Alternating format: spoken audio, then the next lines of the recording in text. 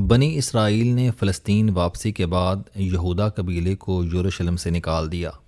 اس کی وجہ ان کی معاشی بدماشی تھی۔ یہ لوگ سود خور تھے۔ انہوں نے چند برسوں میں پورے اکنامک سسٹم کو یرغمال بنا لیا تھا اور بنی اسرائیل کے باقی 10 قبائل ان کے باج گزار ہو گئے تھے۔ لہٰذا ایک دن 10 قبیلے اکٹھے ہوئے اور بنو یہودا کو یروشلم سے نکال دیا۔ یہ لوگ اس کے بعد دریائے اردن کے مغربی کنارے پر آباد ہو گئے۔ ان کی تجارت پر بھی پابندی لگ گئی، جس کے بعد ان کے پاس صرف 2 کام رہ گئے تھے۔ یہ بھیڑ بکریاں چراتے تھے اور یروشلم میں لوہے کی بھٹیوں میں مزدوری کرتے تھے۔ یہ شام کے بعد شہر میں نہیں رہ سکتے تھے۔ یہ اس سلوک پر روز گڑ گڑا کر اللہ سے مدد مانگتے تھے۔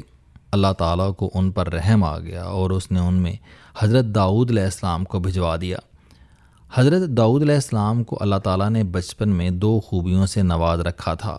ان کی آواز بہت شاندار اور پر اثر تھی۔ وہ گاتے تھے اور سننے والوں کی دھڑکن رک جاتی تھی۔ ان کی یہ خوبی انہیں بہت جلد دربار تک لے گئی۔ اس زمانے میں فلسطین میں بنجمن یعنی حضرت یوسف علیہ السلام کے چھوٹے بھائی بنیامین قبیلے کی حکومت تھی۔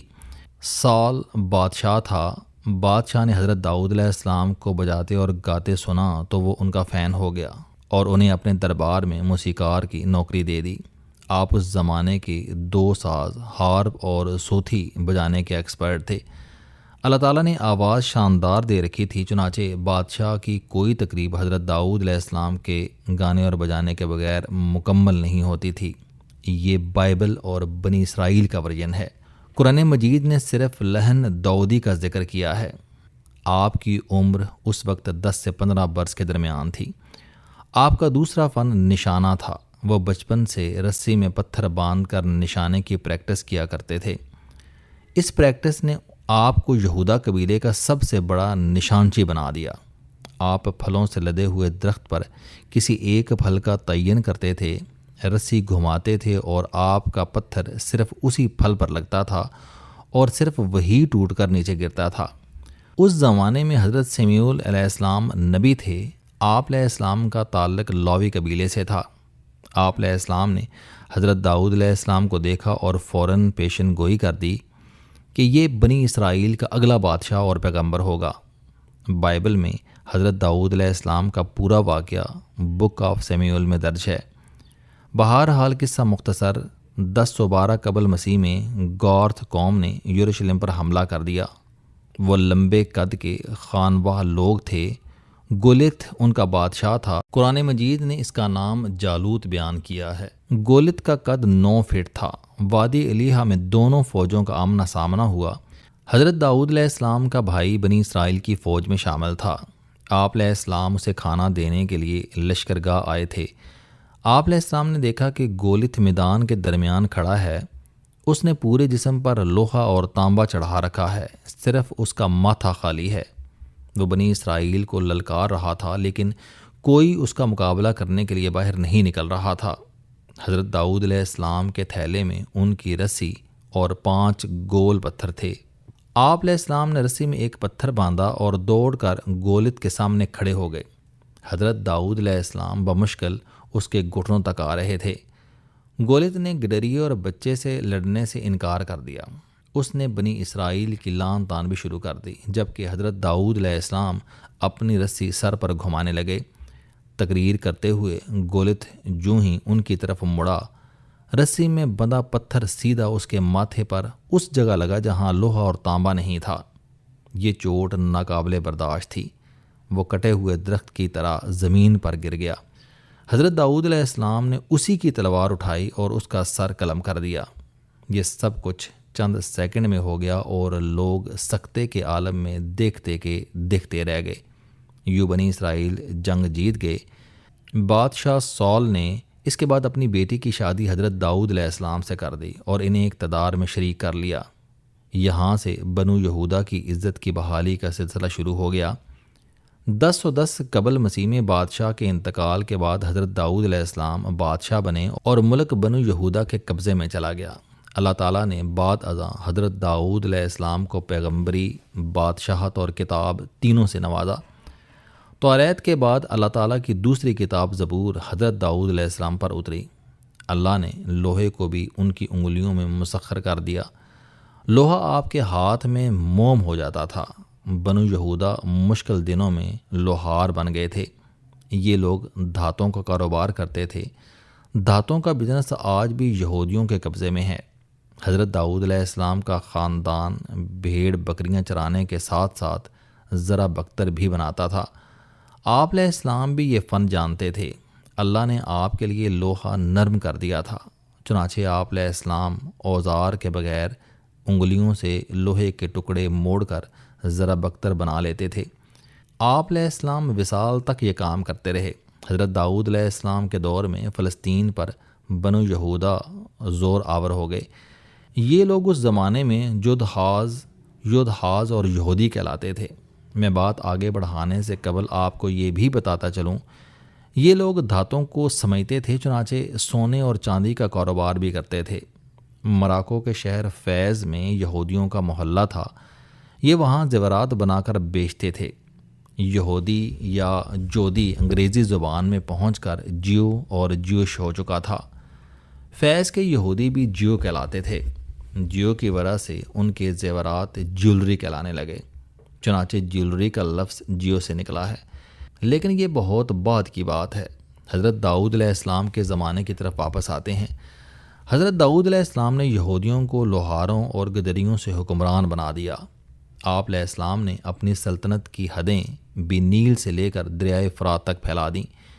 آج کا سعودی عرب، گلف کی ریاستیں، عراق کا بڑا حصہ اور پورا اردن اور شام اس ریاست کا حصہ ہوتا تھا، اور یروشلم اس کا دارالحکومت تھا۔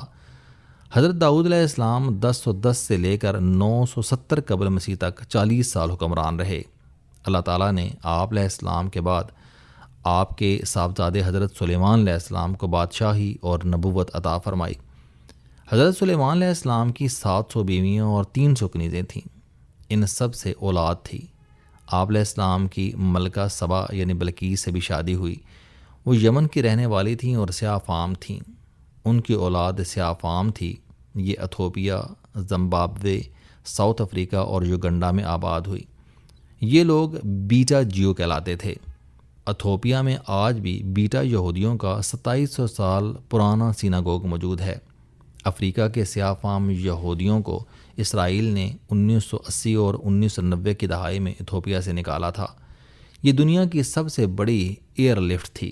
اس کا نام سولومن آپریشن اور آپریشن موسس تھا، اور ان کے ذریعے 22,000 سیاہ فام یہودیوں کو ہوائی جہازوں کے ذریعے ایتھوپیا سے نکالا گیا تھا۔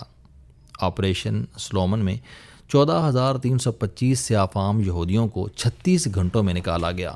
یہ آج تک ورلڈ ریکارڈ ہے۔ اس کے لیے جہازوں کی سیٹیں نکال کر انہیں ہال نما بنا دیا گیا تھا تاکہ زیادہ سے زیادہ لوگوں کو لایا جا سکے۔ اس آپریشن میں 2 مرتبہ ایک ہی طیارے میں 1088 اور 1112 لوگ بھی لائے گئے، اور کسی کو کانوں کان خبر نہیں ہوئی۔ یہ سیاہ فام یہودی آج بھی اسرائیل میں موجود ہیں۔ یہ یمنی یا بیٹا کہلاتے ہیں۔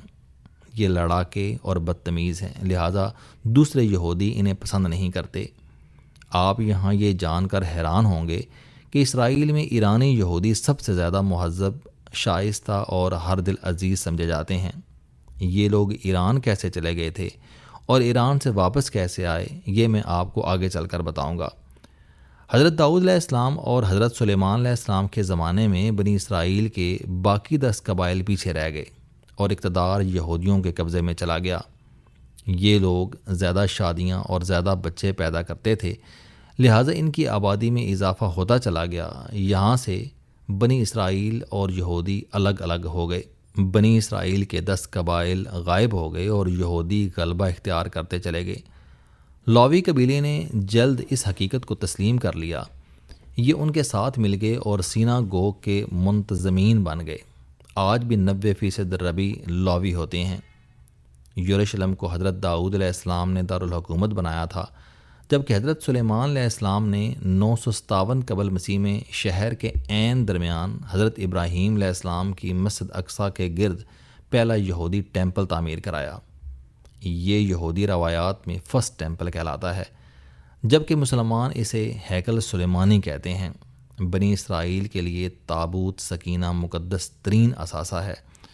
یہ انگریزی میں آرک آف کووننٹ کہلاتا ہے۔ یہ بنیادی طور پر لکڑی کا ایک صندوق ہے جس میں وہ 2 تختیاں ہیں جو حضرت موسیٰ علیہ السلام کوہ طور سے لے کر آئے تھے۔ اس میں اس کے علاوہ حضرت یوسف علیہ السلام کی بکری اور حضرت موسیٰ علیہ السلام کے مشہور زمانہ عصا کا ایک حصہ ہے۔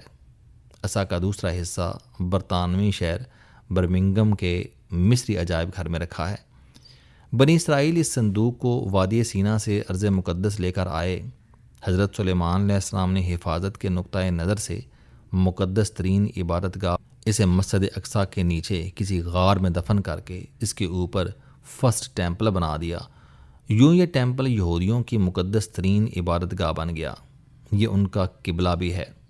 یہودیوں کی ریاست چلتی رہی، لیکن پھر 586 قبل مسیح، آج سے 2500 سال قبل، ایرانی بادشاہ بخت نصر نے یروشلم پر حملہ کیا اور بیرونی دیوار کے سوا پورا فرسٹ ٹیمپل توڑ دیا۔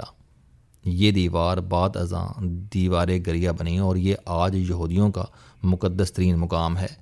بخت نصر نے اس کے بعد پورا شہر تباہ کیا، یہودیوں کو غلام بنایا اور انہیں لے کر ایران آ گیا۔ آج کے عراق کا شہر بابل اس زمانے میں ایران کا دارالحکومت ہوتا تھا۔ بخت نصر نے یہودیوں کو بابل کے مضافات میں آباد کیا اور ان سے دوبارہ وہی کام لینا شروع کر دیا جو حضرت موسیٰ علیہ السلام سے قبل فرعون مصر میں لیتا تھا۔ یہ راج مستری اور مزدور بنا دیے گئے اور ان سے بگور لی جانے لگی۔ یہ یہودیوں کی تاریخ کا مشکل ترین دور تھا۔ ان کے زیادہ تر انبیاء اس دوران بابل اور ایران میں مبعوث ہوئے۔ حضرت دانیال علیہ السلام، جنہیں ڈینیل بھی کہا جاتا ہے، ایران میں تشریف لائے۔ ان کا روضہ مبارک ایرانی شہر شوش یعنی سوس میں ہے۔ مجھے وہاں حاضری کا موقع مل چکا ہے۔ آپ علیہ السلام علم رمل کے بانی تھے۔ یہودی 200 سال تک ایرانیوں کے غلام رہے۔ سائرس اول، جسے ذوالقرنین کہا جاتا ہے، وہ آیا۔ اس نے بابل فتح کیا اور یہودیوں کو آزادی دلائی۔ اس نے انہیں یروشلم واپس جانے کی اجازت بھی دے دی، جس کے بعد یہودی 2 حصوں میں تقسیم ہو گئے۔ ایک حصہ واپس چلا گیا۔ یہ لوگ بعد ازاں اسرائیلی یہودی کہلائے۔ فرسٹ ٹیمپل یعنی ہیکل سلیمانی کی بیرونی دیوار اس وقت تک سلامت تھی۔ وہ اس سے جا کر لپٹ گئے اور رونا شروع کر دیا، جس کے بعد یہ دیوار صرف دیوار نہ رہی بلکہ یہ دیوار گریا بن گئی۔ ان لوگوں نے ہیکل سلیمانی کو دوبارہ تعمیر کیا۔ سائرس دی گریٹ نے انہیں اس کی اجازت دی تھی۔ یہ یہودی روایات میں ایڈکٹ آف سائرس کہلاتا ہے۔ یہ یروشلم میں یہودیوں کا سیکنڈ ٹیمپل تھا، جسے بعد ازاں رومن نے آ کر گرا دیا تھا۔ یہودیوں کے دوسرے حصے نے ایران میں رہنے کا فیصلہ کیا۔ یہ لوگ شروع میں ایرانی یہودی اور بعد ازاں اشک نازی کہلانے لگے۔ ترکمانستان اس وقت ایران کا حصہ تھا۔ اشک آباد اس کا دارالحکومت تھا اور بڑا شہر تھا۔ ایرانی یہودی اشک آباد میں سیٹل ہو گئے تھے، لہٰذا یہ اشک نازی کہلاتے تھے۔ اشک نازیوں کی چند شاخیں جرمنی، پولینڈ، روس اور لتوانیا میں آباد ہو گئیں۔ ان کی زبان یدش تھی، جو فارسی، عربی اور ایسٹرن یورپین زبانوں کا مجموعہ ہے۔ اشک نازی بے انتہا ظالم، سازشی اور مکار لوگ ہیں۔ دنیا میں زیادہ تر فساد انہی لوگوں نے پھیلایا۔ اسرائیل کی 75% فوج اشک نازیوں پر مشتمل ہے۔ بنجمن نیتن یاہو بھی اشک نازی ہیں۔ ان کا والد بن زیون نیتن یاہو پولینڈ کا اشک نازی تھا، جبکہ والدہ ضلع سیگل لتھوانیا کی اشک نازی تھی۔ دوسری طرف اشک نازیوں کا ایک بڑا حصہ ایران میں رہ گیا۔ یہ لوگ 2700 سال ایران میں آباد رہے۔ 1980 کی دہائی تک اسرائیل کے بعد دنیا میں یہودیوں کی سب سے بڑی آباد کاری ایران میں ہوئی تھی۔ یہ لوگ انقلاب کے بعد ایران سے نکلنے پر مجبور ہو گئے تھے۔ یہ اپنی نقل مکانی کا ذمہ دار آیت اللہ خمینی، ایرانی انقلاب اور پاسداران کو سمجھتے ہیں، چنانچہ یہ 45 سال سے اس کا بدلہ لے رہے ہیں۔